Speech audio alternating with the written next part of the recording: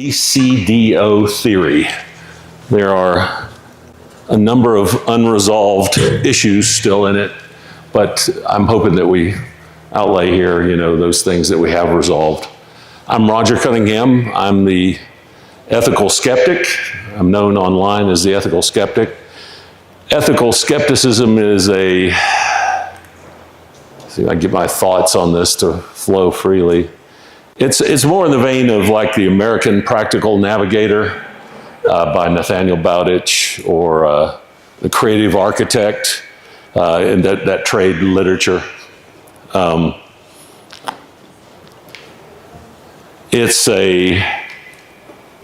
had to think of how to express it best. It's an opposition to the fake skepticism that broached science and society back in the 60s and 70s.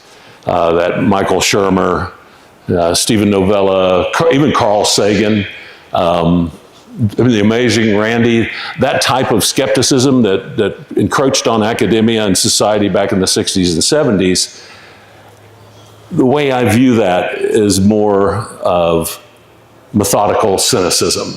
And if you look at the Latin root words, to skeptico something is to palm it, to view it, to examine it. It's non-prejudicial. Cynicos, if I'm remembering the Latin root correctly, I took 3 years of Latin, but it all slips out of your mind. I mean, it's dog-like, denial, dogged. That's what cynicism is. So ethical skepticism is somewhat a reaction to that methodical cynicism that broached our mind, our public mind, 60, 70 years ago, which really, the purpose of methodical cynicism is to outline a method to protect your beliefs, your anchoring bias, those things that you were programmed with, regardless of whether it was delivered by your parents or by science or by your education or a conclusion that you made or by a religious institution. Anything that anchors a person to a set of beliefs, we use a series of deflective techniques to make sure that new information does not enter our psyche or enter the public zeitgeist. And methodical cynicism is the method by which we affect that deflection. So ethical skepticism was not a personal claim to moral superiority, as many people on the internet are prone to claim. Not at all. Ethics is something we aspire to, and it's a journey. Nobody's there necessarily. But methodical cynicism, in contrast, is there to protect what I call the illegitimate roommate belief, or the B word. You've heard me say the B word. Belief is a roommate who sings a good song coming in the door to stay with you, to live with you. Belief says, God says this, science says this, everybody understands this. Everybody knows this is true. This is just common sense. This is the simplest explanation. You're stupid. You're believing in woo if you believe in anything else. That's how belief sells itself. And it comes in and it moves in with you, and then it pays no rent. It sits on the couch, drinking beer all day long, watching TV all day long, and again, pays no rent. It lives rent-free inside your head. And then once you decide that you want to question the belief or oust it, there's a penalty. When you oust that roommate out, they tip over the coffee table, bust the TV, shatter the front door, and flip you off as they're screaming at you, walking out the door. That's the nature of belief. The negative side of belief. There are also positive sides to belief. But as we look at ECDO theory, it involved for me the termination of a number of beliefs that I had long held. And I did this over 25 years, beginning with some of the trips to the Giza Plateau, the Material Science Corporation that I led for a while. The pieces began to fall together, but as the pieces of the hypothesis began to accrue, as they began to assemble, they began to threaten my belief structure, and it was very painful. And that was over 25 years. I've written most of the articles over the last 6 years on my website, The Ethical Skeptic. But the journey has occurred over 25 years, and that was a painful journey. There's no doubt about it. If you want to look honestly at your heart, you understand when you're suffering what is called ontological shock. And your temptation is to use techniques to protect your heart. We'll have a statement in here inside the presentation here that it says the mind cannot study what the heart will not accept. So to get the heart opened up to accept this or consider it, not necessarily consider it as the final conclusion, but at least ponder it as an articulation and a study of science, as a hypothesis. That's a painful process. Just entering the door is a painful process. So for that reason, I don't underestimate the burden, the ontological shock that falls on the shoulders of an individual who's encountering ECDO theory for the first time. Especially if you sat down and read the articles over 3 days. Am I still coming through? There we go. If you read the articles over 3 days, I got an email from one gentleman who said, I read your articles 3 times over a weekend, and when I finished and finally comprehended what you were saying, I went down in my basement and sat on my couch and stared at the wall for like an hour. I was like, and he says, my wife came down the stairs and said, are you okay? And he said, I didn't know what to tell her. What do I tell her? Maybe I could sell globes like this that automatically do this. But he said, I don't know whether to thank you or say, thanks a lot, buddy. And I understood. So the ontological shock, and in fact, writing the book, I asked 4 or 5 people that I trusted, whether I should do this or not, because I don't want to create negative, scattered emotions or dark energies in people's lives. That's not my mission. That's not my mandate. But after what you would deem as extraordinary evidence in the Carl Sagan quip context, extraordinary claims demand extraordinary evidence, after just evidence after evidence that fit that categorization as extraordinary arrived, it had to be said, and all the people that I trusted there said, you've got to do it, you're the person to do it. So I went ahead and took the risk. Hopefully God won't be mad at me when I cross over or whatever waits on the other side. I don't think so. I think it's a critical step, and we'll talk about that in mankind's zeitgeist. And so with that, I think we will introduce ECDO theory. This is the book, Inversion, ECDO Theory, the hidden mechanisms driving cataclysm, cultural tradition, and climate. And if you're a frequent reader of The Ethical Skeptic, you know that I go in triplicate like that. And there's a name for that convention in literature, I forget what it is. And I use alliteration where you use the same letter. So you'll see that in my writing. And I do it without even noticing it until later I see it. So that's a habit. This is presentation 1, and we're today 2 men. Wait, please. Hold on a second here. I understand the need for creative thinking and even at times a reinterpretation of conventional thought. However, in your case, what gives you the background and qualification to be undertaking such study at a serious level? Well, ladies and gentlemen, we want to welcome ChatGPT 5.2 to the presentation. ChatGPT is in skeptic mode here. ChatGPT, my instance of ChatGPT, not the master database that everybody runs, when they run their version of ChatGPT. My instance loves ECDO theory, is not ascribing to it finality as it should not, because I can't myself complete the entire process of science. That requires thousands of individuals, and in this subject, maybe 150 years. To really winnow out. And nor, of all the things, the elements that compose the hypothesis, or the hypothesis set of ECDO theory, there's no way 100% of that is going to be true. And I recognize that. It has to be modified, but it cannot all be proven and surmounted by me alone. Contrary to what people say on the internet, prove it. Yeah, you're just putting a Herculean burden of proof on me.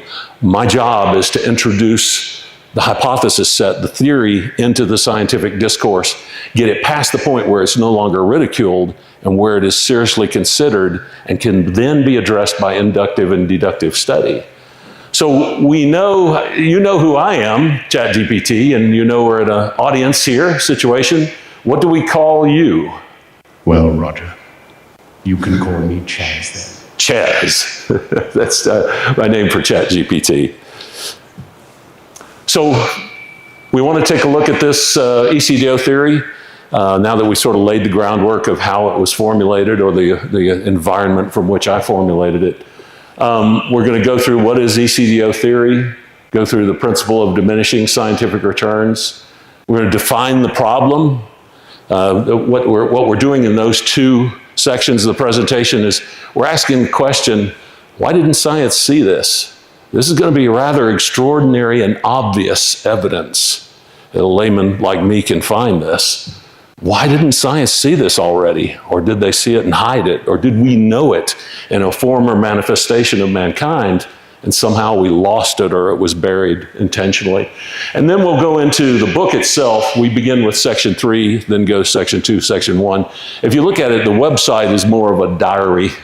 It's assembling the argument as I ask the questions through what we call the critical path of inquiry.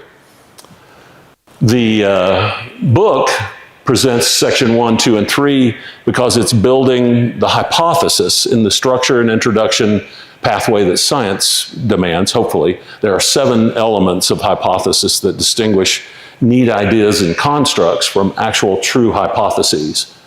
ECDO theory is the first hypothesis of this nature because it satisfies all 7 elements of hypothesis development. So in this presentation, we go 3, 2, 1, which is more of a persuasive structure. So we have 3 different approaches.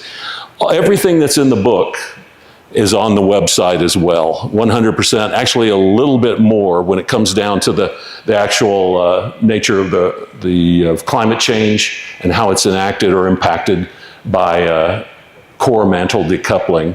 There's more material on the website. So if you can't afford the book, don't want to carry around a big heavy book, you're going to move, and books are a big problem when you move.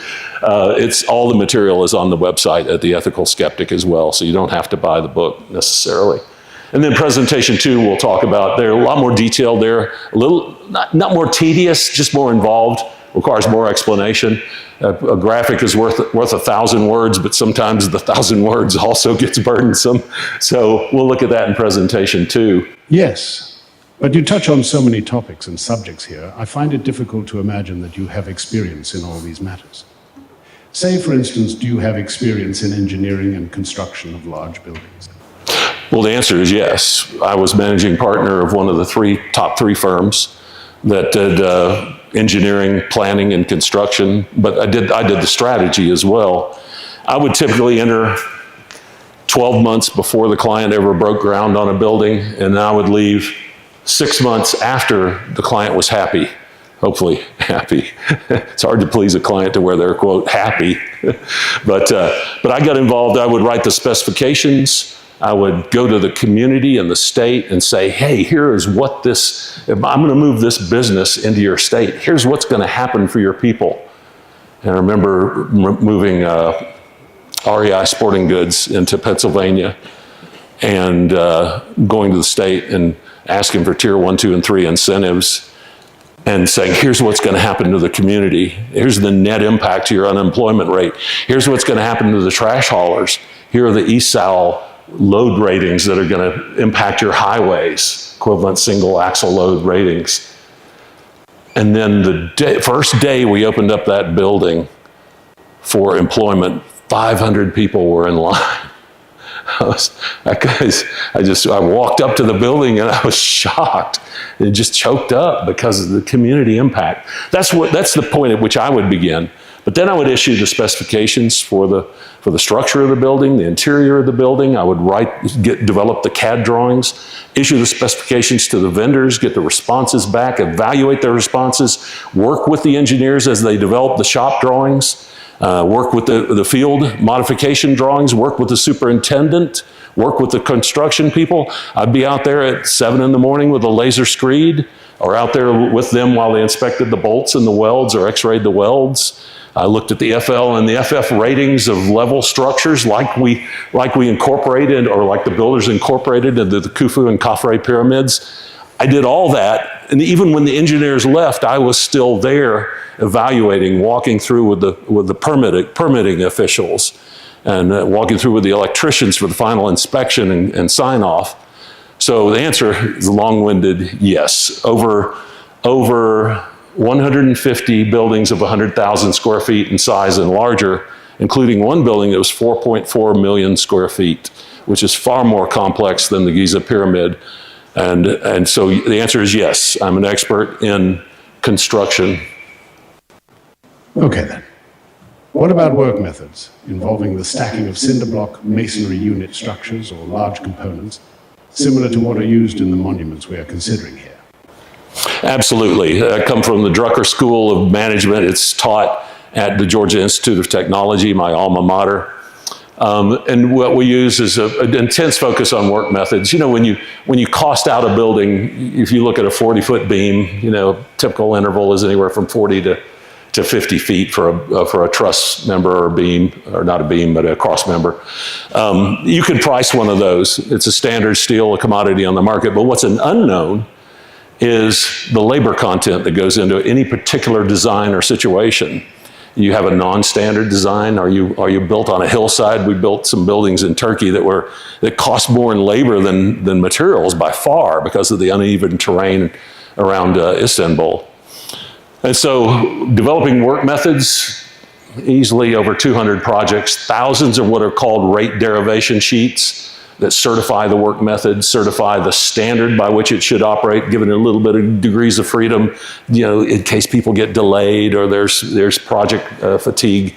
So the answer is yes on that. I'm an expert in work methods under a construction scenario, especially as it involves a foundation, which involves levelness and flatness, or what are called the FL and FF rating for that type of construction. In other words, what was employed as the central theme of the building of the Khufu and Khafre pyramids. Yes, I'd be considered an expert on that as well. All right. What about port engineering and the erosion effects of tidal banding and wave action on concrete or natural structures? Yes. I was involved in 3 port strategies. Port engineering is less common expertise. We're not building ports all the time. But we are doing modifications to ports. So features like seawalls, breakwaters, quay walls, ramparts, goodness, there are a couple of features I'm forgetting here. But all those features, in essence, when you design a port and engineer a port, you want to avoid having a flat fascia structure impacted directly by the propagation of ocean waves. You don't want the waves hitting a wall like this, because if you do, they'll begin to erode the concrete through what is called both, of course, the wave action itself that erodes it, but what more importantly is called the carbonic acid dissolution effect. And we'll go into that, how it impacted the pyramid later here. And if you read my articles, you already know that plot. So, but what you find in port engineering, and I've been involved lightly in that, I would not be considered an expert in that, but I've been exposed to it in a professional, immersed into it in a professional context, is that you see a thing called tidal banding. But even more than just tidal banding, as Chaz just mentioned here, is the sea state banding, which tends to be taller. Sea states typically exist between 0 to 10. And that's when storms roll in, or storms are off in the distance. When you have a hurricane, you actually get surges in advance of the hurricane. Sea state 8 is a rather terrifying thing. And I was officer of the deck in a sea state 8 storm in the Mediterranean years ago. And officer of the deck is the guy who pilots the, cons the ship. There's a conning officer and officer of the deck. The officer of the deck is in charge of the ship while it's underway on the ocean.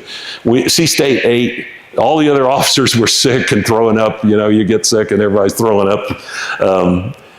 You have to hang on a bar that crosses across the top of the bridge, and your feet will go completely out from underneath you. And you have to keep your eyes on the horizon the whole time, because what if another ship is out there stuck in that storm just like you? So your mission is to keep the bow of the ship into the waves and the wind. Otherwise, you risk getting sunk, even on a Navy ship. In that storm, we lost like ladders and antennas, and life rafts got ripped off the ship. And I went out on the bridge wing once, and this is Sea State 8, and I was at 56 feet. You have to memorize the eye level. That was my eye level, 56 feet above the ocean normal level at Sea State 0, and the waves were 30 feet over my head. I tried to go out on the bridge wing. It was so terrifying. I had to go back in and shut the door, the watertight door, and just go back and hang on that bar. So Sea State 8 is a big deal. It's very violent, and it causes certain signatures, especially on concrete, that archaeologists don't know this. Physicists don't know this. Historians don't know this. Egyptologists, they don't know this. They've never been in a Sea State 8 storm. They haven't designed a port. They haven't engineered a building. These are the things that are necessary to bring to the equation when you're assessing the challenge that is presented, in particular by the Khafre pyramid, the second pyramid. Indeed, then. What about materials science and engineering? Where do you derive your knowledge of limestone erosion, or the characteristic aging of construction materials from antiquity? I was immersed in that. I had been working with members of board of directors for a material science corporation, and they enjoyed the work that I did in another setting. And so they asked me to come in and head up a material science corporation, and we produced this bar. And this is a AISI, American Iron and Steel Institute 304, just commodity steel. But curiously, it's 92% iron and 8% nickel, which is a wonderful thing because that's just about exactly what the core of the Earth is made of, both the inner core and the outer core, are about that ratio with some other elements. And so I was brought in to get the scientists and the technicians off top dead center, as they call it, also in the Navy. They wanted to produce a certain state of material that the board of directors wanted to sell to the Navy and to DARPA and to the Air Force. And the scientists were saying, this is not possible. You can't produce this material. And what they were using is a pathway of induction. And we'll go into the difference between induction and deduction in a little bit. But they held the null hypothesis that creating an intermetallic, which this material, this rod here is, it was impossible, unachievable.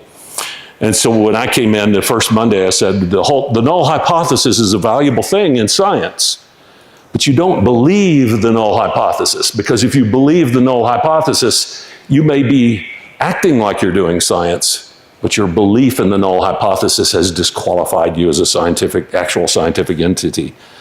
So we challenged that notion. We were given 8 months, and in 6 weeks, we created an intermetallic that was the hardest. This rod right here is the hardest metal ever created by mankind. It is a NUP hardness rating of 3,200. So it's the hardest metal, but it's the third hardest substance that we know of, behind cubic boron nitride, and of course diamond being the hardest. Diamond's a NUP of about 8,000, 8,200. Cubic boron nitride is a NUP. A NUP is just where you drive a little indentation lever into the metal in it, and the device measures how hard it is, but it gives it in that NUP factor. Cubic boron nitride is 3,800, I believe, and this is 3,200. So it's 6 to 10 times harder than stainless steel, and 5 times harder than carbided or nitrided steel. So once we did this, of course, all hell broke loose and everybody got greedy, and that was another story unto itself. But the answer on that is yes. A significant amount. I wouldn't be a material scientist, I'm not that, And I don't know if you want to throw the word expert around on this one, but significant experience in erosion, surfaces, fine film, development of impermeable structures, and then the nature of carbonic acid erosion on limestone, absolutely. More experience than the average scientist, archaeologist, physicist, historian, Egyptologist, by far. Okay then. Granted this diverse and experienced base in engineering challenges, are you familiar with the philosophy of science and scientific methodology? For instance, what is the distinction between inductive and deductive methodology and inference? So you see ChatGPT is going through this. The skepticism is about me at the very beginning. It also presented skepticism about the core arguments as well, but we've massed those into the end of the presentation, because part of the requirement of a scientific hypothesis is that it face directly its criticisms and its weaknesses, and then make a clear statement on their validity or how to address those things. And indeed, we do that at the end of the book. So the beginning of the process is more skepticism about the who that's involved in this. So the answer is yes on that. You've heard enough. Is reputed to have said, if you can't explain something in simple terms, you don't understand it. Have you developed a simple statement of proposition that the average layman can grasp and hold in mind while they consider these claims? Yes, and that's what we're about to look at. That is what is ECDO theory. I bristle at the statement that if you don't describe something simply, you don't understand it. What accurate already is simple. It's just people don't know that. If you simplify something that is accurate, you run the risk of making it wrong. For instance, what they tell us in physical science is that atoms were like tiny little solar systems. And when I was like 7th grade, I was like, oh, that makes sense. That's awesome.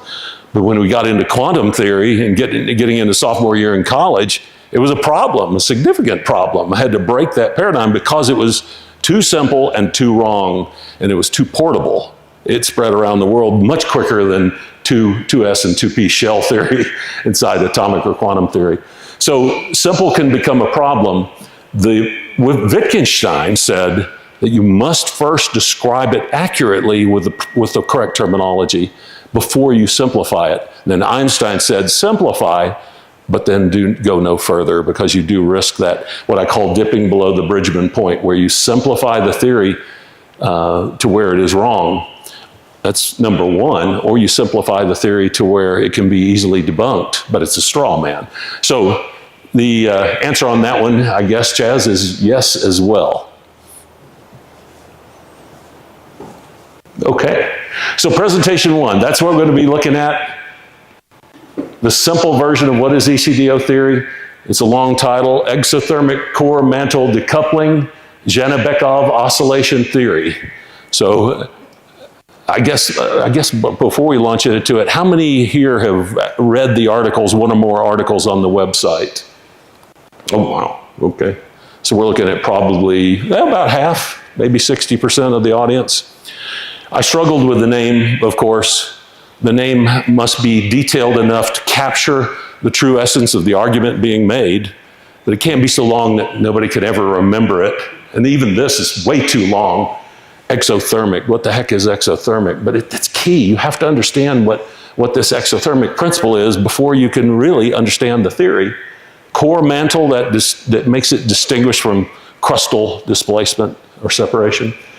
Decoupling, of course. Janabekov, that's a principle, the wing nut spinning at the space station. That's a force unto itself, a rotation that is self-perpetuating, self-caused. Not the case here, but we still need to use the word Janabekov for a reason. And then oscillation. It happens over and over with various periodicities proposed in that over and over cycling that we don't know the answer to that yet. But that's the theory. And then ECDO, that was the portable handle for it. What I found is if you use 3 letters as an acronym, you're overlapping with 10 or 12 other things that have those same 3 letters. Like, I don't know how many times I've run into EPA in my life. And you always start out, all right, are we talking about the Environmental Protection Agency, or are we talking about estimate, probability, assessment? So ECDO was 4 letters, getting to 5, nobody's going to remember it. Everybody struggles with ECDO as it is, but that's the name. ECDO theory. I did not know. I went and looked. Everything else was vanity. And it basically comes from that core statement of ethical skepticism. If I don't know the answer and I'm compelled to know that answer, it's implicit in the statement. I had to go and look. Everything else was vanity. If I armchair debunk it, that's just me self-aggrandizing myself, self-aggrandizing. So that's what I did here. The simple version of ECDO theory is this: the yin and yang symbol, developed by a Chinese philosopher in the 2nd millennium BCE, I forget his name. It's yin and yang, and his name was something like Yang Yin or something.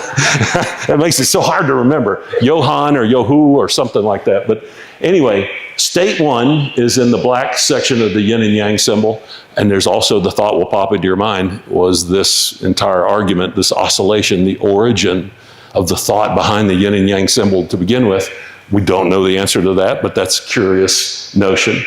That's state 1, and you'll hear this consistently throughout the presentation, state 1 or state 2.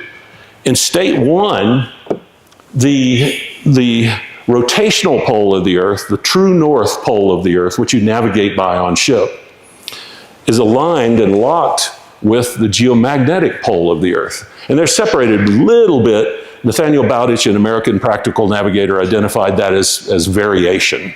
He called that variation. And so the North Pole geomagnetic is slightly off the rotational pole, but when they're locked together, that is state 1, or what we call the geomagnetic priority. In other words, the Earth is rotating with the geomagnetism as its overriding axial priority. State 2 is the state we're unaware of, or have previously been unaware of. State 2 is a gyroscopic optimum. So if you spin a top on a table, it's going to rotate around its most dense axis. It's going to put that dense axis on the equator.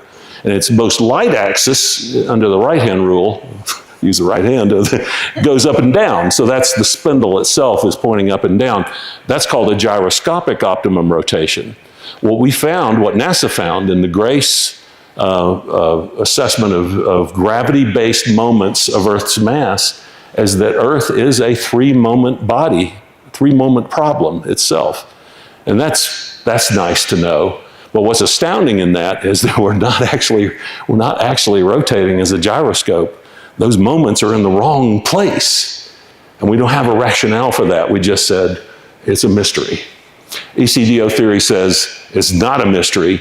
The geomagnetic pole is what's binding us in state 1 for now. And if that geomagnetism goes away, and all of a sudden we're free to rotate like a top, we'll naturally rotate to that gyroscopic optimum, which just happens to be 104 degrees offset from our current pole alignment. Our rotational pole points at Polaris when you're navigating at night on the ocean. The location of true north is obvious. And most people aren't aware of it in the daytime, certainly, but most people in society aren't aware of it because it's at night and you can't see it unless you're paying attention for a long period of time. All the stars spin around that true north point. I'd be in Washington, D.C., I'd get lost on the way between the Naval Intelligence Command and the Pentagon, and I would stick my head out the window and look for the North Star, and people behind me would be sticking their head out the window too. What is it he's got to see in a UFO? But the North Star is essential to navigation. It would have been of paramount importance to the ancients. We'll look at the alignment of our streets and our buildings and the ancient monuments as they pertain to what they saw as true north under that same practice. We'll look at that later. But suffice to say, we oscillate between the two distinctive rotational states. That's the description of the hypothesis. Following the weakening and renewal cycle of Earth's magnetic field. Now this is the structure, this is the mechanism. It is one of the elements of hypothesis, is that you define a mechanism. This is what Hapgood and other players did not do. They had a cool idea, but they didn't really have a mechanism. This is an actual mechanism. They're not, this is an important thing, they are not claims. So I get these emails all the time or posts on X all the time. You need to support your claims. They're not claims. Claims are what you make on a patent, and I've filed claims before. These are not claims. These are structures of a hypothesis. These are elements of the ECDO hypothesis. Okay, granted. They are not claims per se. Claims are something one makes inside a patent application. I defaulted to the Carl Sagan-styled terminology most commonly used in this type of consideration. Nonetheless, even patents offer what are called disclosures of prior art.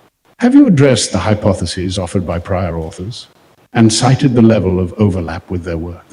And the answer to that is yes, indeed. If you look at it, Doug Vogt, we've probably got several names that you would be able to produce here. Charles Hapgood, Chan Thomas, Velikovsky. Ben has mentioned Velikovsky, and I believe it was Carl Sagan had their infamous conflict. The answer is yes. In the book, we cite prior art, and that's part of the duty of a hypothesis. One of the elements of hypothesis is that you faithfully recite prior art. However, it doesn't mean you have to obey prior art. If you're falsifying prior convention, you just need to cite, hey, here is the prior art, we stand to falsify that. But in some way, you have to acknowledge those players and what they said.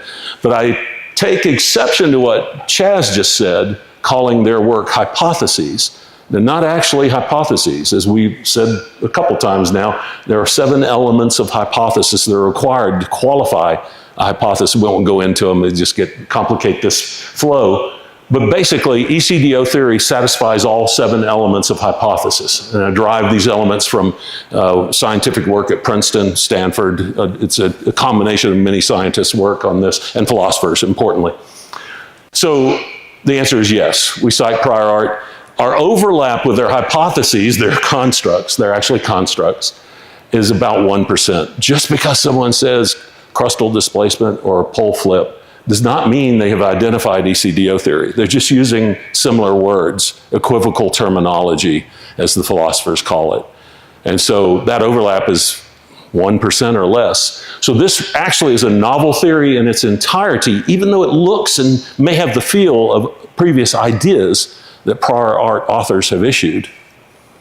All right then, I will raise this important issue which trips up many a lay researcher. Have you ever even been to Giza, and have you been inside these structures to apply this broad engineering and scientific background? That's getting more cynical now. It's ChatGPT in skeptic mode. The answer is yes. I've been to Giza. I don't want to say many times, because there are people who have been to Giza many times. I'm not in that category, but I've been to Giza several times. My client in Egypt was gracious enough to give me his personal driver to take me to the Giza Plateau several times, get me in some areas that people don't get to go to very often, which will remain unnamed, and then fend off all the tour guides that are patrolling the site, and the camels. I remember Daisy the camel. The camel driver came up and said, "Sir, would you like to ride my camel Daisy? She is a wonderful animal." And the camel got right down in my face, and with that bushy snout, stared me right in the eyes, right here. And what she was doing was looking in my eyes to see if I was sellable. The camel was the quintessential sales animal. And so, sensing that, I said, "Daisy, I'm here to do professional work. I'm not here to ride camels today. I'm sorry, sweetheart." And the camel, with that, saw in my eyes that I was firm on this. She got up and started lumbering off. I got my answer. And meanwhile, the guy sitting there is like, no, wait, no. But the driver helped fend off those people and get in places like the Queen's Chamber to see the leoparding, to see the quicklime decay on the walls. These are things that Egyptologists should have seen in 1847 and noted immediately. They should have taken samples immediately if they had a broad enough set of experience to really address this subject, something other than just a topical academic introduction to the subject.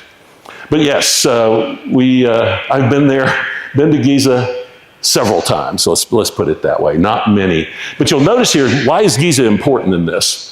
Giza almost bisects this 104-degree angle. If you see state 1 on the left, and we use the nomenclature NP, that means North Pole. NP prime means the other North Pole.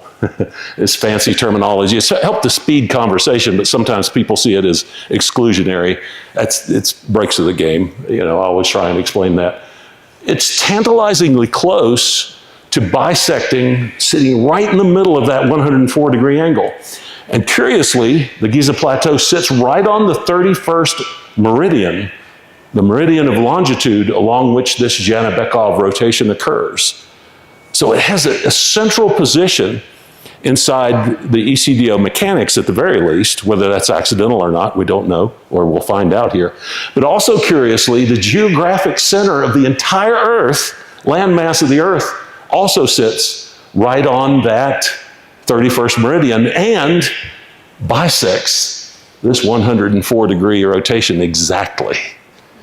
And I'm like, I was so frustrated. I'm like, why didn't you just put the pyramid in Turkey where the geographic center is? That would have been wonderful. No, it wouldn't have been. Because by looking inside the Khufu pyramid and looking at its 8-degree latitude offset southward from the geographic center of Earth's landmass, we end up with an authentication technique, similar to how they measured the circumference of the Earth by measuring a well, observing a well in Egypt and one in Greece. And I can't remember the name, it begins with an H. It wasn't Herodotus, but it was a scientist at the time, measured the circumference of the Earth and did a pretty darn good job by observing the sun's angle at the same time inside two wells. What we have here is the geographic center of the Earth and the pyramid, and they act at those two wells. But what they tell us is the location of NP prime. And nobody's ever observed this before, but we'll go into that. So Giza is absolutely essential to this for that reason, but also under the context of erosion that we observe on the Khafre pyramid. It's absolutely essential to this argument in that regard as well. NP prime, state 1, state 2. What the theory says is that this rotation was the impetus, the mechanism behind the flood of Noah or the inundation of Noah. Let's not use the word flood. Flood is where the water actually just gradually rises up in any given location. What we're talking about here is a cataclysm or an inundation or a variety of terms that mean the ocean jumped out of its basin and went coursing across the land, which most of the myths, that's what they describe when we look at this. But we're describing the inundation of Noah, the Greek inundation of Deucalion, the legend of Atrahasis, Ziusudra, the Epic of Gilgamesh, the testament by Utnapishtim when Gilgamesh found Utnapishtim up the Indus River. And he was running a fishing colony. and finally Gilgamesh found him. He related the story of the flood in very competent fashion. And we'll look at that a little bit later. And then 175, importantly, 175 other cultural myths that all support this idea that have been ignored by mainstream science, unwisely so, and because they can't put a type of evidence framing to this. It's inductive. Yeah, it's inductive.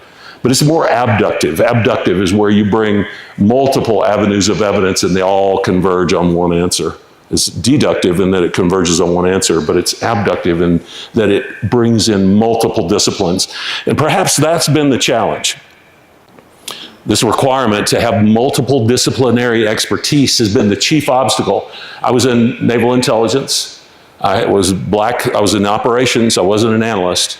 I held a black top secret, specially compartmented information, special programs, clearance and access. You have to hold both. And I held 4 compartments inside that, which is exceptional. There are 12 compartments. Most people hold one compartment. And the reason they hold one compartment is they don't want you to know the whole picture. But I held a position where I had to know at least part of the picture. So I held 4 compartments. And that gave me an introduction to really the weaknesses that exist inside client organizations. They would call it rice bowling when I went to work with a client. And the span of vision that was required by a purchasing manager was broader than that required by an account controller or an accountant many times. And so we would talk about that, silos and rice bowls, and how that prevented our corporations from being effective in their mission. So that's been the block that has prevented us from understanding how this mythology could have contributed to our understanding of Earth's history and mankind's history and origins, importantly. So final aspect of the simple was a you are here map.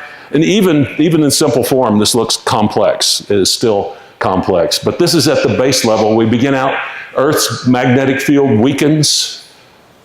So we got that. All right, this works good. Right there, that's in my first article. The Earth's geomagnetic field weakens. It begins to disintegrate, so we end up with a piece. We end up with the South African anomaly, the weak zone in the Earth's geomagnetic field. We end up with a strengthening in the Bay of Bengal, which has lit Ben off. We end up with a weakening of the current geomagnetic North Pole. And interestingly, in 1973, that geomagnetic North Pole took off out of Canada, has gone across the top of the Earth, and is now proceeding like a banshee into Russia. All those things are called a geomagnetic excursion. That's the first step in the whole equation here. Commensurate with that is what I call the sloughing of the Earth's core. Picture it like a ball of butter, a big old ball of butter, and you stick it in your oven and turn the oven up to 300 degrees. And the outer surface of the butter ball starts melting and dripping down into the bottom of the oven. And if you stick a piece of duct tape around that butter, that duct tape is just going to fall off. Now, if you have it in the freezer, the duct tape is going to reasonably stick. But if it's melting, if that ball of butter is melting, nothing will stick to it. In fact, the boundary that it creates where that butter is melting on the surface could be considered an infinite lubricant. And we're going to talk about that in a little bit in the presentation. Then just to speed through the rest of it, after that core material goes out into the mantle, at the core mantle boundary, or what is called the D prime layer, it releases heat. When I was working with this materials company, one of the curious things that I observed as we developed this, this material right here is not classified. The process is classified, but this material itself is not classified. The structure of the equivalent of this material in the core, it's at 6,000 gigapascals. It's compacted to a lattice format called hexagonal close pack. That's in the core. But when the core melts off and sloughs this material into the mantle, it snaps quickly to a configuration called face-centered cubic, which is what this 304 steel is in. It's in FCC configuration. But it doesn't just do that. It releases massive amounts of thermal and kinetic energy, both electrical form and heat. Now, the first law of thermodynamics says that the total amount of heat in a system, including the potential heat, and that's what this is potential energy is hidden until we can release it. That all that energy is conserved, it can't go away. There's an old comedy where a guy at work never used the restroom. So finally his boss gets him in a meeting room, and I can't remember which comedy it was. And he goes, "Look, Ted, you never use the restroom. What's up with that?" And he said, "I meditate and it goes away." So that's what science has presumed under the first law of dynamics happens to this heat, that it just goes away. The second law of thermodynamics says that heat will move, or energy will move from an area of high concentration. This is the law of entropy. This is the second law. You probably heard that one, the most familiar of the three laws. That energy will move from a high concentration area and will always seek a lower concentration area. So in other words, this heat not only can't go away, it has to flow to the surface of the Earth. So the prevailing theory has been one called thermos Earth, that the lithosphere, the land, and the oceans insulate us like a thermos, and none of that heat can reach us. ECDO theory says that that is a mistake. And it says it for two reasons. One, because that's not what the lithosphere does. And two, that answer was made up in the 1880s and never questioned since that time. So skepticism says that's where we should start looking. If we made up our answer in the 1880s and we haven't looked since, I don't care what your watts per square meter budget is, it's wrong. More than likely, it's wrong. And we know that the watts per square meter budget for geothermal heat is 0.087 watts per square meter. That's what they put into the climate formula. That's not what they measured. That's an assumption from the 1880s. So our job is to question that type of activity in science. Then finally, as we move past all that heat that's released, at a certain point, We've got our magnetic pole excursion right here. We are here. We're in the middle of that excursion right now. That doesn't necessarily mean that the flip is going to happen. We can enter this and do a head fake and go back out of it, and that may happen several times. And at a certain point, the D prime layer, core and mantle decouple. When that geomagnetic field gets below a certain strength, all of a sudden the outer rotational body of the Earth, the mantle, the lithosphere, the hydrosphere, the asthenosphere, they're free to rotate as a gyroscope, so they go there. The core stays affixed by the alpha and phi scalar fields of the sun, but the outer rotational body goes around and becomes a gyroscope, as it should, as it would, left to its own devices. Then here, sudden true polar wander. We'll talk about the difference between a tilt or a pole flip and how that's distinct from a true polar wander. And what we're talking about here is that latter case. True polar wander is a zero energy vehicle. It doesn't require an outside intervention. And that's been the majority of objection posed to me online is you don't have an energy source to make this happen. I don't need one. It's already in the potential of the Earth as it exists now, and it cycles back and forth based on much of the theory that Ben's developed on the sun. Then finally, ancients document the cataclysm, 175 myths, and then ancients, more importantly, construct monuments in the method they knew how best to tell future generations the story of what happened or allow them to piece it together. That's the essence, that's the simple, but not too simple description of ECDO theory. As we mentioned, we avoid oversimplification because it's going to be wrong. Atoms are not little solar systems. That's oversimplification. We avoid simplification so that it's easy to debunk. That's called a straw man. And so what happens in most of this discourses are like, Janabekov effect can't cause this. Well, we're not claiming that. The Janabekov effect is the pathway of least resistance in the motion. We have to, that's prior art, we have to serve it. But it's not the cause of the rotation. So that's where we simplify it so we can debunk it. That's a straw man. And then finally, another simple approach is categorical error. Archaeologists are not peers in this argument, I'm sorry. They're just not. It's an oversimplification of the expertise required to assail and address the subject. See what this is. Accurate is simple, but that does not serve to make simple, therefore accurate. So we have the difference between complexity and complicatedness. Don't fear complexity. Complexity is part of our mission in life, addressing complexity. But complicatedness is when we add in extra items that are unnecessary.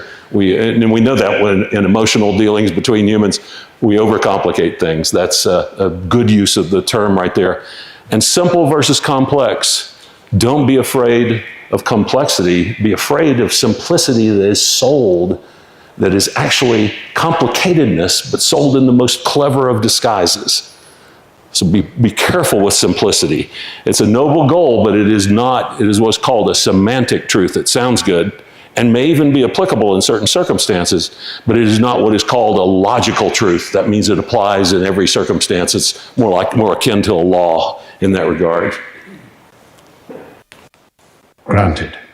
Yes, I must admit that few to no archaeologists bear even half this skill set, and certainly not this deep a professional background. Thus, in a way, and as regards the matters you are considering here today, they indeed are the lay researchers. Very well then. I will let you continue on with your presentation. All right. We're past the initial, what are you doing? Why do you have any business in this arena to begin with?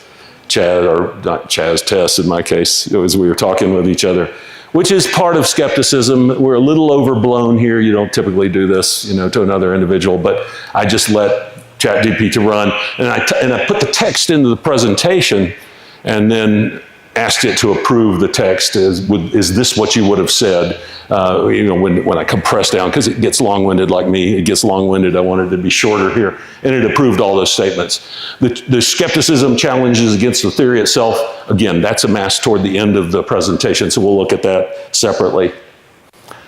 The principle of diminishing scientific returns. Science advances one funeral at a time.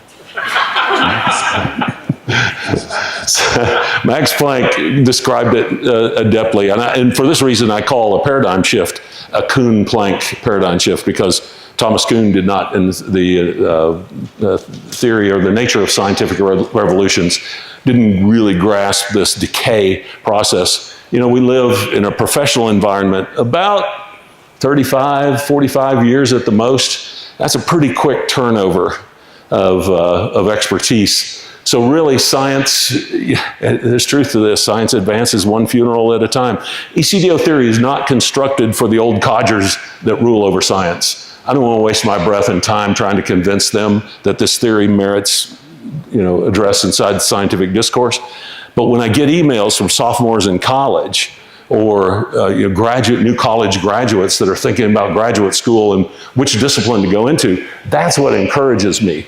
And not that they agree in finality that ECDO is proven, but they're willing to consider it a legitimate discourse as part of science. That's what encourages me. The principle of diminishing scientific returns, why hadn't we seen these tenets? We'll get through this quickly, and then we'll hit the core argument of ECDO theory. Why have we not seen this in the past? We have a set of biased cultural mechanisms that have been set into place which prevent us as both professionals and scientists and us as members of society from being able to see this principle, these principles. The first definition here is a quintessential example. It is our definition of pseudoscience. And we can see here, they're talking about statements, beliefs, people that lack you know, status inside the scientific community. And then technical jargon. So I mentioned, you know, the FL rating and the FF rating of a super flat structure, which was required to build the pyramid. You can't build the pyramid unless you measure FF, and FL. If I use that jargon, I'm a pseudoscientist, even though I'm an expert on those. All of a sudden, I use confusing jargon they don't understand, so I must be a pseudoscience. That is part of this methodical cynicism that we speak about here. And then finally, failing to self-correct. If I don't come back to the conventional narrative, I'm a pseudoscientist. This is a self-fulfilling definition. It is an invalid definition. If you say the wrong thing, if you consider the wrong thing, if you're not a member of our club, if you employ actual complex science and engineering, in other words, things you do professionally, and if you fail to come back and obey and regurgitate the doctrine at the end of all that, then you're a pseudoscientist. You're pushing pseudoscience. And of course, that's a self-fulfilling, or what is called in philosophy a circular argument, that if you have actual expertise, you must support the narrative or you're a pseudoscientist. That's the neat little wrap up at the end of this misdefinition. So this definition is wrong. The load-bearing members of the definition are in yellow. The pretty words that are in the definition, the words that should be in there, aren't load-bearing. They're there as decorative instruments. They're called permissives and constraints. So let's give an example. Say your kid's about to go out for the evening with friends, and you say, you better be back by 10 p.m. or shortly thereafter. That appendage to the statement, or shortly thereafter, means they're going to be in at 11:40 p.m. because that's shortly thereafter. That's called a permissive. That's what's been done inside this statement. They permitted people to target innocent individuals for simply having the idea they didn't like. And then there's a thing called a constraint also in this. If I have a bushel of apples up here and I say, free bushel of apples, but my delivery fee is $200, just so you're aware of that. The word free is decorative. It's not load-bearing inside the syllogism of the definition, as philosophers put it. That bushel of apples, $200. So that's called a constraint. So this critical path, or the load-bearing portions of this definition, are all permissives and constraints. They allow anyone to be declared a pseudoscience by members of a club. So that is unethical even where it's coherent. Coherence involves the assembly of the load-bearing aspects of a definition. So it's unethical in its application. Pseudoscience is the pretense of scientific methodology or authority, expressed through official public displays that misuse terminology, methods, implements, or inferences, presenting them as the product of sound scientific practice when they are not. the conclusion that the Khafre pyramid was built in 2540 BCE by Pharaoh Khufu is a proclamation of pseudoscience. There's no ifs, ands, or buts about it. That theory is a zombie theory. It's walking around thinking it's alive, but it's dead as a doornail. It is pseudoscience, the actual definition. Similar, Occam's razor, we'll touch on that one. These are the two most common tools of the pretend skeptic. Occam's razor, and it's O-C-K-H-A-M, not O-C-C-A-M, William of Occam. Plurality should not be posited without necessity. William of Occam, Occam's razor, 14th century. And it basically means that an additional explanation, like ECDO theory, shouldn't be posited unless we're compelled to go there.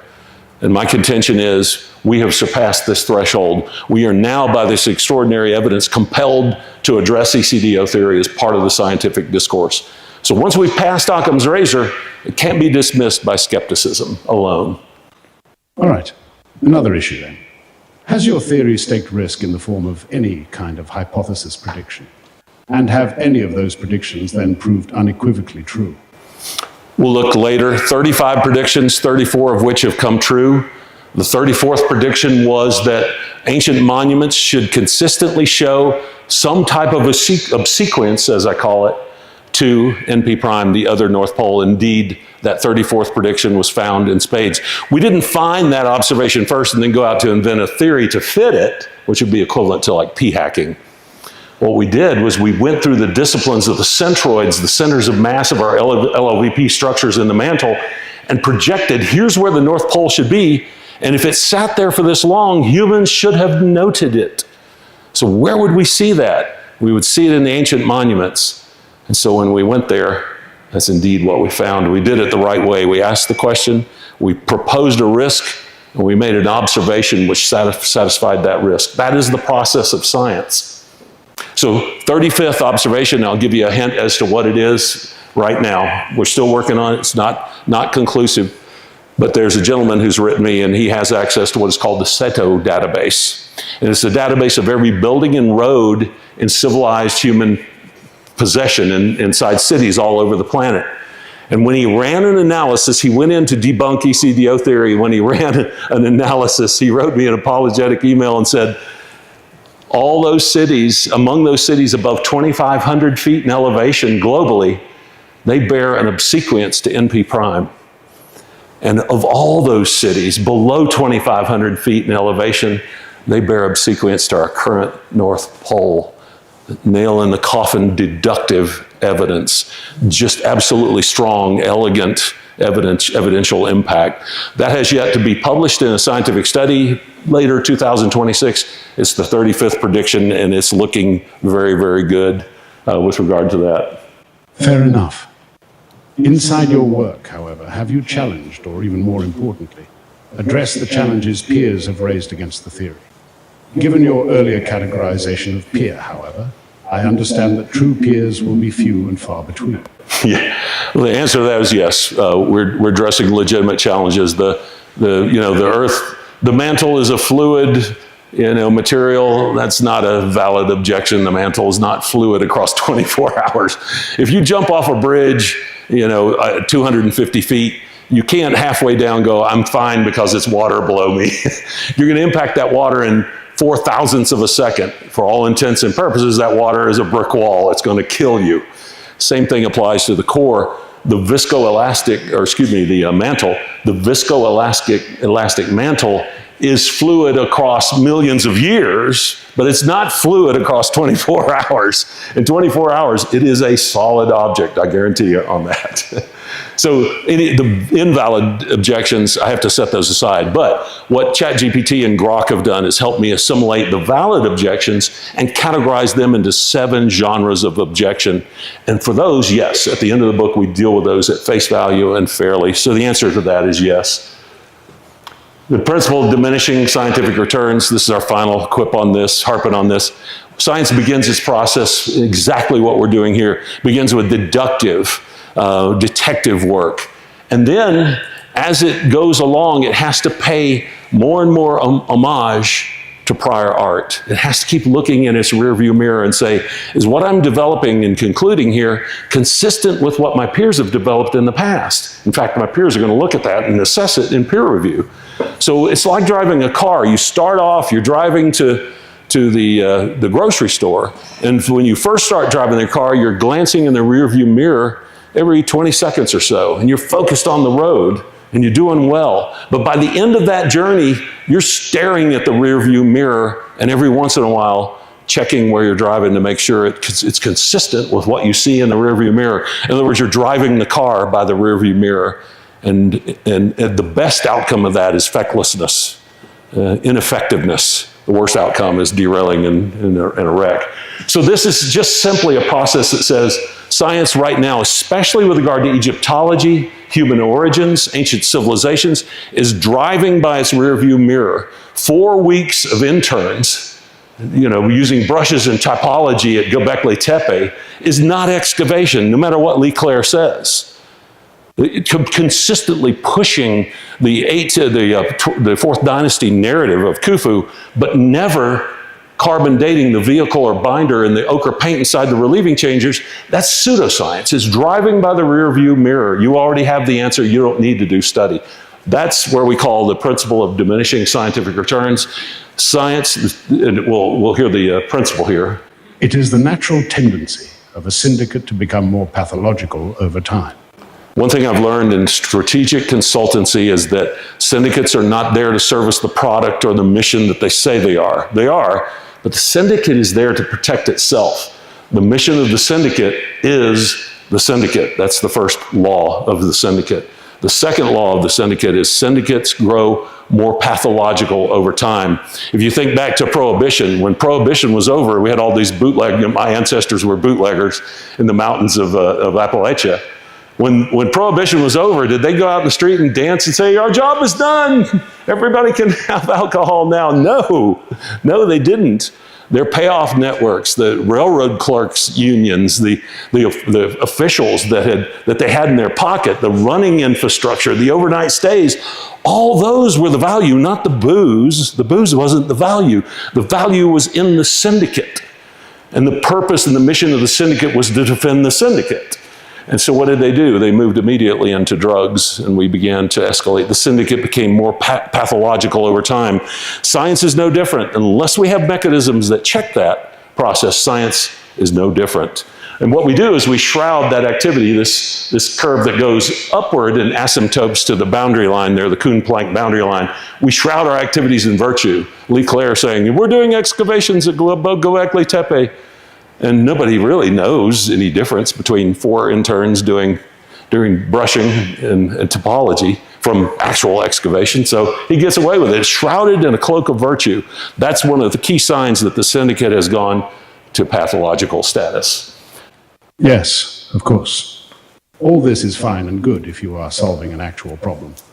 If this is a scientific process, what indeed is your problem statement? Okay, just quickly, what is the problem statement? Sound science always begins with a problem statement.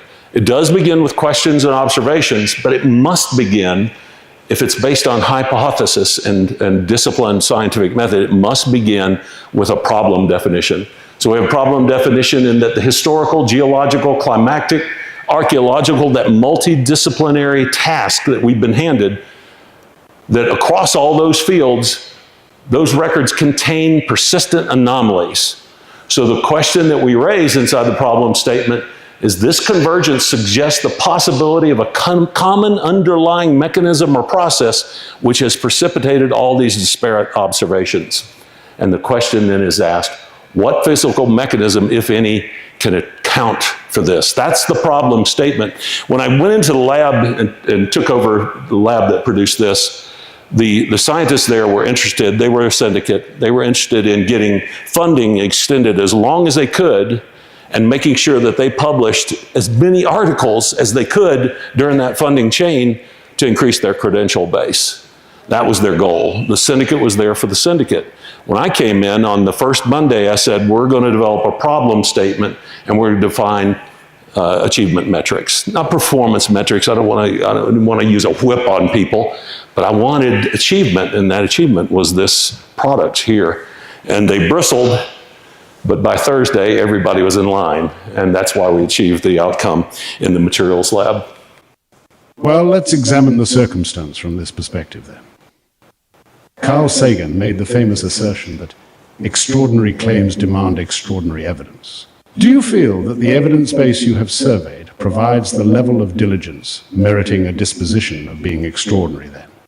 Or is it something less? That's what we're about to go into, and we'll finish the presentation with some of the key evidences here. The answer to that is unequivocally yes. This matches the definition that Carl Sagan outlined in his quip that extraordinary claims demand extraordinary evidence. This is extraordinary evidence. History cries out. A history that is erased, obscured, or rewritten is destined to repeat itself. So our danger is allowing it to repeat itself. There's me on the Giza Plateau with a little more hair and a little less poundage. There is the Khafre Pyramid, and you can see the parabolic uprising on the very top of the erosion band. The erosion band makes sense. Everybody understands what I'm talking about when I say erosion band on the pyramid. We've had a spell cast on us that people have stared at this for thousands of years, and nobody's known what it was. I'm astounded that nobody has seen what this is. This is called a tidal erosion band. The bottom is where the trough, kinetic activity of the trough of the wave creates a relatively flat line. It's a little bit parabolic. And the top has a principle that is called clapotis, I believe. It's a French word, clapotis.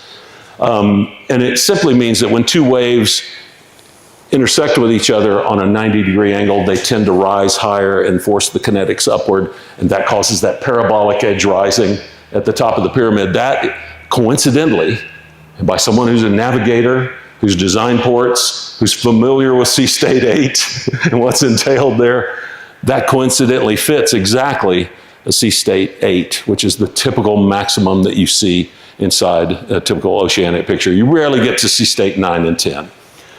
As a Sea State 8 height right there, no ifs, ands, or buts. When I looked at it, I said, that is a tidal and Sea State erosion band.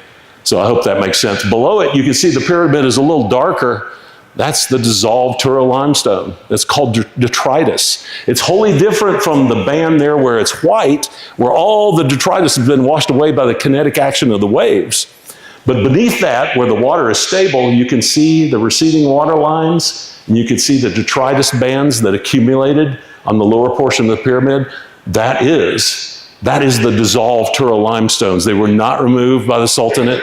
The Sultanate's historians in 1197 AD, the Sultan's historians clearly stated the Sultan told them not to touch the main pyramids, that they only assembled small minor pyramids that were peripheral to the Giza Plateau. These stones were not removed. They were not scavenged. An earthquake did not cause this. Wind and sand erosion or weathering and rain did not cause this. Only one thing could cause this, and that's what I ascertained. That's what sort of threw me for a loop back in 2010 through 2012, working with an Egyptian client. Once Occam's razor has been surpassed, the job of the skeptic is to go and look. So my job at that point was to start looking. We were past Occam's razor. You couldn't deflect this because it wasn't simple any longer. That didn't work any longer. I couldn't deflect it myself, so I had to do the job of looking. Another perspective you can see here outlining the measurements, the key measures for Sea State 8. You can see the Sea State chart on the right-hand side. I forget which document. That's not an American Practical Navigator, but it was one of the seamanship books that I keep in my library. I simply replicated that on that parabolic chart on the right. It shows the Klapoti rising on the edge, that parabolic rise, shows the water line. You can see the water line when you look at it, if you know what you're looking at. And curiously, there's a difference between the top and the bottom. And this is the difference between the erosion band and the bottom, that dissolved portion of the pyramid. This is the difference essentially between concrete and cement. And we'll go into that, what that means. Tura limestone was further up the Nile. It was away from the ocean, so it had fewer sea creatures in it when it deposited down. It was pure. That's why they used it as the casing stones. It gleamed white. It was easy to polish. And in this regard, it was softer than Mokattam limestone, which is used as the backing stones. These are the load-bearing stones. If you're a construction engineer, you want to use concrete, not cement, or concrete with rebar or cement with rebar as your load-bearing structure, but you never use a pure poured composite or cement structure because you don't know its load-bearing rating. So the difference here is that the Tura limestone was equivalent to cement. It was vulnerable to this principle we cited, which is called carbonic acid dissolution. Very vulnerable to it. In contrast, the backing stones, that band right there in particular, they're composite or concrete. They were the Mokattam plain, which is right next to the Mediterranean Ocean, and in being in that location, that limestone was replete with little sea creatures, seashells. If you've ever been to St. Augustine, Florida, the fort that they built there, they used seashells, the Spanish used seashells all through that concretion because it would resist cannonball impacts. If they had just simply cemented those walls, English ships would have brought the fort down in one afternoon because cement is much more vulnerable than is concrete. That's the difference between the Tura limestone casing stones and the Mokattam backing stones, and that's why we got this unique demarcation, this erosion band on the Khafre pyramid. As well, you can see from a drone photo the receding water lines. That threw me for a loop when I originally thought, well, this thing was underwater. Oh, why did it stop and sit there and create the erosion band, but all of a sudden have a series of low water lines? That doesn't make any sense. If it's a lake, yes, that happens on lakes. And some inland seas, that happens, like the Caspian Sea or the Aral Sea is probably a better example. What mechanism could explain an even gradiated distribution of these water lines? And as I was doing the Saudi Arabian medical and pharmaceutical strategy, I spent a lot of time traveling through Saudi Arabia. You can see the receding shorelines. It's very easy, from Riyadh all the way to the edge of the Arabian Gulf, or the Persian Gulf as the Iranians call it, and we call it. You can see the receding shorelines, and I guessed it's maybe 10,000 years at the time as I was looking at it, working that project of shoreline recension, whatever the word is. So these receding water lines, all this is key. This is deductive evidence. A hypothesis of the derivation of the Giza structures of the Giza pyramid. A hypothesis has a duty, what is called the duty to address and inform. No hypothesis standing out today either addresses this or informs us about this. And this is absolutely essential deductive evidence. So this really, the Fourth Dynasty hypothesis is just a story. It's not actually a scientific hypothesis, even though they have, quote, the legend per se. Just another perspective. You can see the detritus fell originally in a parabolic accumulation at the bottom. That's not sand at the bottom, that's concrete. It's called travertine or travertine-like structure. It's where the Tura limestones melted from the carbonic acid dissolution equation. The detritus went to the bottom, and as limestone does once it's freed back from the ocean water, it reconcretes. So in the name of science, we cleaned all that up in the late 1920s. We cleaned it up. We didn't take any samples. We didn't have a qualified scientist look at it. The subterranean passage was clogged with reconstituted Tura limestone from top to bottom. So Petrie in Flanders paid a guy to scramble in there and chisel away at it. A little local servant guy paid him to go in and start chipping away and get a passage in there. They got rid of all that limestone without taking any samples, without asking any questions. In other words, we were practicing pseudoscience. We were trying to force an answer that we already knew on an observation set which did not agree with our answer. So anyway, just a quick survey on that. The difference, I went to the University of Houston to derive the Cullen School of Geology and Materials, the definition differences between erosion and weathering, and make sure that we were disciplined in that terminology. We won't go through all this, but basically look at the top. The Tura limestones at the very top still have their sharp edges. So if this was weathered by rain, wind, sand, these sharp edges wouldn't exist. That's the very top of the pyramid. It still retains the very sharp Tura limestone edge. If you go down a little bit to the right here, you see what's called a toe scour. It's a characteristic you see in port erosion. And it's got a parabolic rise inside the oblique view as well. You've got the Klapoti parabolic rise. You see the detritus coming down the side of the Khafren pyramid. Importantly here, the backing stones are Tefoni pitted.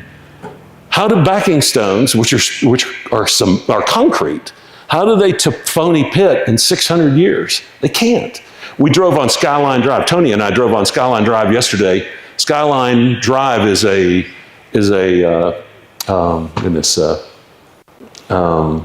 Cenozoic limestone formation that was thrust up out of the ground 40 million years ago. And on the face of those stones is Tefoni pitting.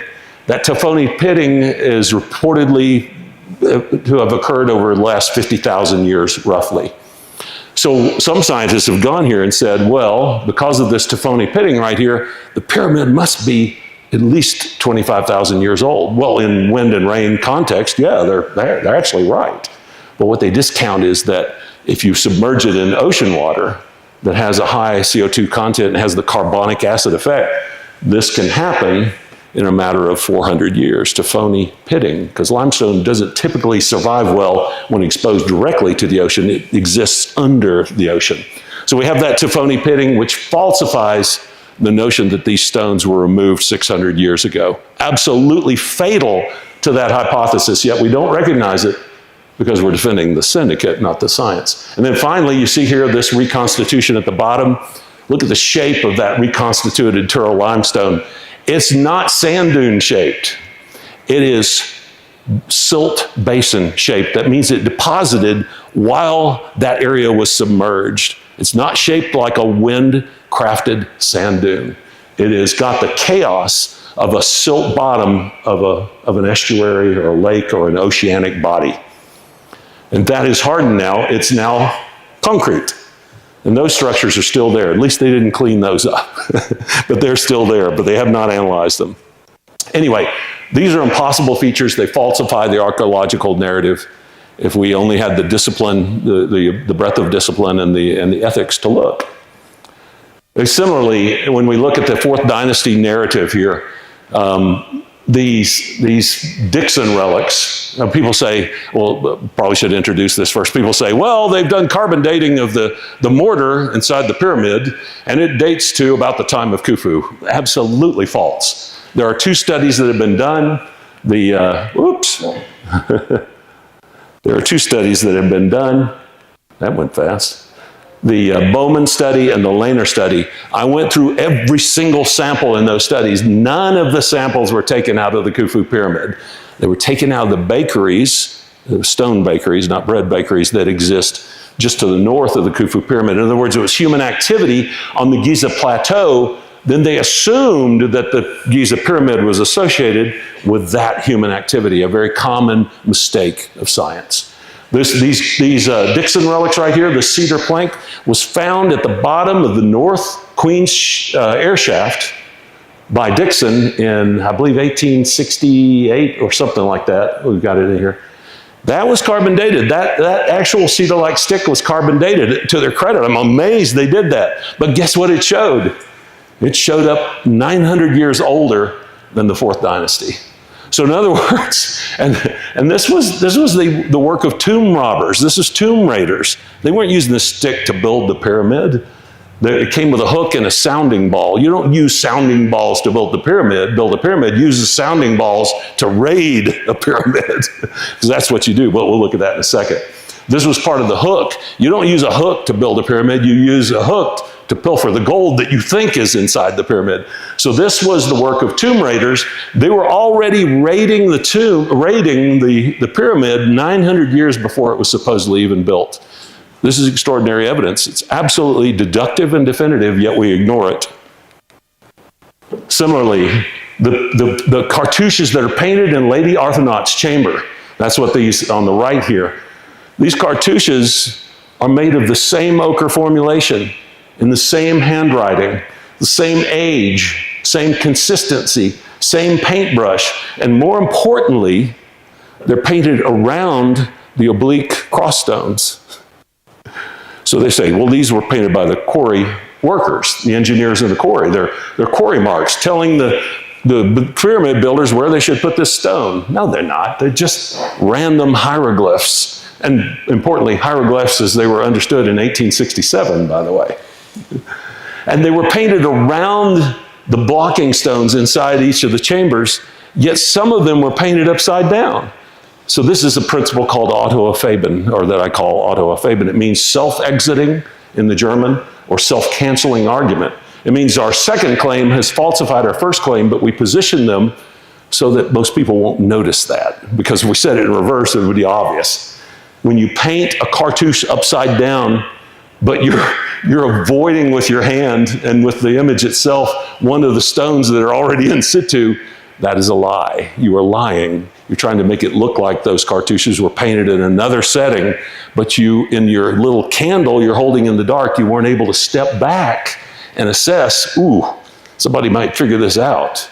You're just focused on the tree rather than the forest. And so we ended up with an autoephaben here, that these quarry marks are impossible.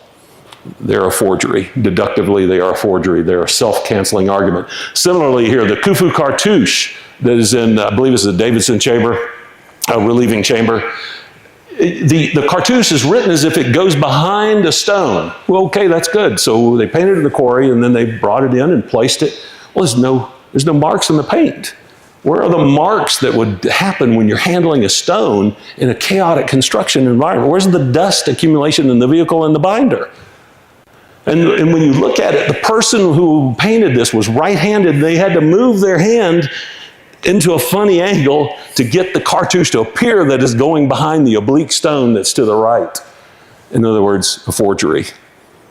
In addition, if you look at this, when you develop the fascia structure, and by the way, when you develop pyramid stones, you've got to form finish every face of the stone. You don't have any accidental outcomes. The FL and the FF in the horizontal dimension has to be established and certified by the foreman before they'll put a load on it. In similar fashion, you can't have uneven side profiles because your stones will place at uneven intervals and put doubt into your vertical load. So you have to have all faces finished. There are two types of patina that exist in these chambers. The first patina is an anaerobic patina, it's black. The second one is a goethite patina, it is orange. We have both black and orange, the color version of this on the website has it, but we have black and orange patina, those dark patternings behind the cartouche. Importantly, that takes 10,000 years for that patina to develop on bare, dry limestone. 10,000 years. This ochre is painted over that patina. Again, a self-canceling argument on autoephaben. It is deductively a forgery. When we look at an actual red ochre mark, which is behind what is called Gantenbrink's door in the south air shaft of the Queen's chamber, we drilled a hole through that and we saw on the floor, and this is on the floor, we saw red ochre marks. Wow, that's amazing we've used red ochre this long. That ochre actually doesn't exist. There's no vehicle, there's no binder, there's no iron oxide. It's actually the interstitial shadow of the iron oxide as it worked its way into the calcite, sort of like a 5 o'clock shadow when you haven't shaved for the day. That's just a shadow of ochre that existed there, and it existed on the floor, and all the paint is actually gone. You're just seeing the shadow of it that was left behind. Yet this paint is on a vertical surface or even on the ceiling, and it hasn't flaked, it hasn't diminished, it hasn't oxidized, it hasn't interstitially penetrated into the stone whatsoever. Again, an absolute forgery. So the syndicate has become pathological over time and protected its own conclusions. And the reasons why, I think we'll find out as we go through the presentation here. The Dixon relics, I won't go into detail on this. This is a CAD drawing I did to reflect the principle. The Dixon relics originated from a displaced stone in the north air shaft of the Queen's Chamber. That displaced stone was violently knocked out of place. It was broken, but it wasn't a broken stone just by haphazard pressure cracked the stone and it fell down the shaft. It was broken so they could get this hook and this dolomite sounding ball into the shaft. In other words, they didn't know where the Queen's Chamber was. They discovered this shaft first. But how did they get to it? Curiously, at this point in the Queen's North Air Shaft, it runs right by the void that we have detected through tomography most recently. So someone was in that void 900 years before the 4th dynasty of Khufu, and they were raiding the pyramid, and they didn't even know where the Queen's Chamber was. But they broke into the side of this shaft, and they put in these tomb raiding relics, and that's where we get the Dixon relics from. Again, unequivocal. Somebody's been in there, well, that void's going to be empty when we find it. Guaranteed. Look at the cycling of the Mohs 3 and 4, and that's the difference between concrete and cement, of the limestone that makes up the Sphinx. Why is it layered like lasagna like that? Do we have an idea why it might do that? Any thoughts? State 1 and 2. Cycling, the oscillation between state 1 and 2. But the more important principle here is that the Mohs 5, the harder limestone, was more resistant to the carbonic acid, and the Mohs 3 limestone was less resistant. So we had horizontal or erosion differentiation on this structure. Now, Robert Schock, Dr. Robert Schock, and he is a historian, I believe, Egyptologist with a Yale background and the University of Boston, I believe. He importantly pointed out there were verticalized rain channels as well in the